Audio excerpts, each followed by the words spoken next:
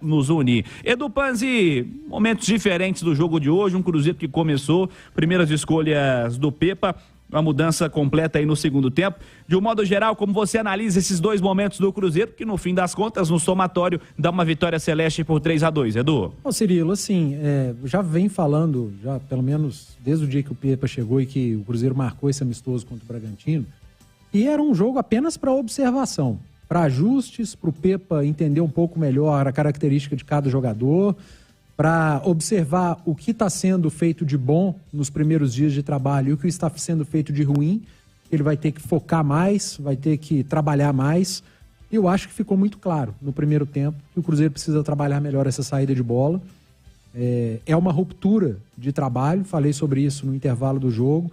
Pessolano saía, começava jogando, início de construção do Cruzeiro, quando o Cruzeiro tinha a bola de uma maneira bem diferente.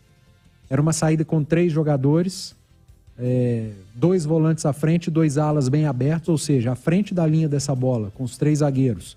Tinham 4 jogadores, mais os 3 atacantes lá na frente. Pode-se dizer que um desenho de um 3-4-3. E hoje, com o Pepa, no primeiro tempo, a gente viu o Cruzeiro saindo com 2 zagueiros, os laterais abertos e um volante. Então são menos jogadores, né, à frente da linha dos zagueiros, a linha da bola. Então você tem um pouco mais de dificuldade. Você vai ter que trabalhar mais, você vai ter que fazer ajustes no dia a dia. E não é o treino que te mostra se isso está dando certo ou errado, é o jogo. Porque o treino você está treinando contra você mesmo.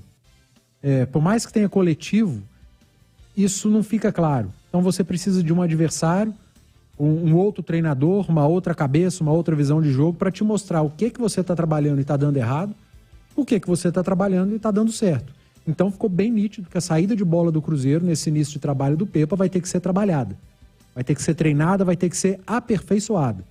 O Cruzeiro errou mais de 10 vezes essa saída de bola, entregou alguns contra-ataques para o Bragantino, perdeu bolas, algumas delas que culminaram com gol, com pênalti, enfim, com lateral, né, no lance do pênalti.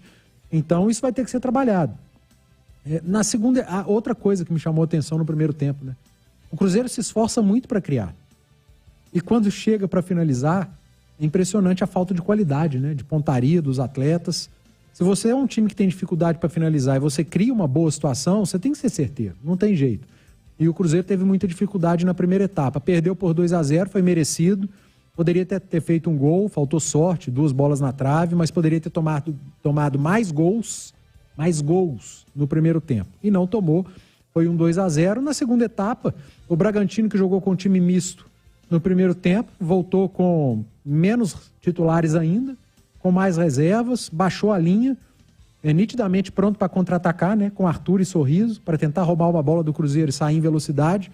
Não conseguiu, e aí mérito também ao Cruzeiro, que mudou a postura, no segundo tempo voltou marcando a saída de bola do Bragantino, pressionando a saída de bola, até de maneira parecida com o que a gente observava com o Pessolano, muito intenso, e foi melhor. O Bragantino muito desorganizado, o Cruzeiro muito organizado e com alguns destaques individuais.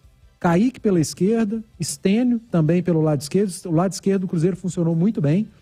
E Daniel Júnior e Machado. Machado entrou bem demais. Acho que o Pepa já começa a observar esse jogador, que já era muito elogiado pelo Pessolano e só não foi mais utilizado nesse início de temporada, porque vinha de um problema atípico, né, para jogador, um problema pulmonar.